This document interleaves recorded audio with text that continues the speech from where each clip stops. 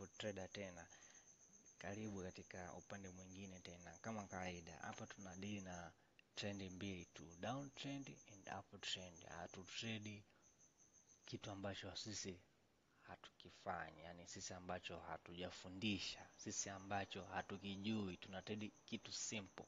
So tuangalie kuna kitu kinaitwa reversal structure. Reversal structure inatokea vipi? Reversal structure, kwanza kabisa, baada ya wewe kugundua trend ni down trend, ambapo down trend siku zote tunajua inakuwa katika series ya lower low lower high, lower low lower high, lower low. So pale price inapokuja kufanya pullback au inapokuja kufanya retracement katika previous area, huwa siku zote tunategemea kuendelea na trend, because the trend is our friend.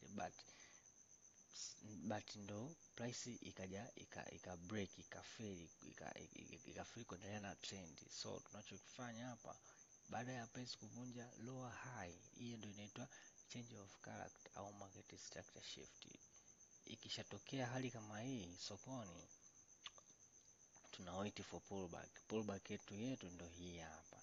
So price inapokuja kufanya pullback, inakuja kufanya retracement pia katika lower high. Kwa hiyo huwa tunaweka line yetu hapa katika lower high. Tunasema hii line ndio tuna consider entry hapa. Baada ya hapo price kisha gusa hii, tunachukua entry yetu, tunaondoka namna hii. Sasa tuone mfano halisi hapa katika pair ya euro.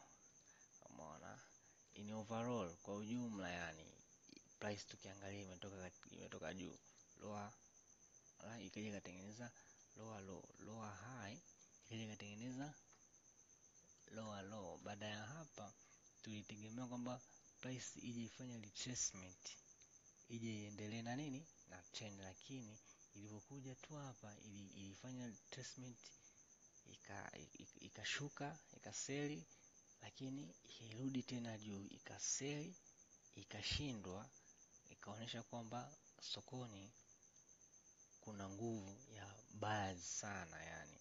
Kwa hiyo price ilivorudi juu ikaja break, as we see hapa, ikaja break our previous lower high. Baada ya break lower high, ambapo ndio hii tayari inaitwa hii change of character au market structure shift, then tunasubiri for pullback.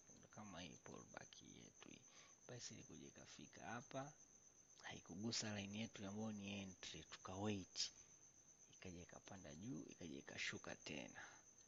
Umeona, ikaja ikagusa line yetu hapa ya entry, then tukaondoka namna hiyo. So kitu cha kuzingatia ni market structure, yani jifunze hapa. Tutaendelea kushusha video za market structure katika trend mbili, down trend na up trend. So endelea subscribe, kaa karibu, tunaendelea kufanya update kila siku. Karibu sana.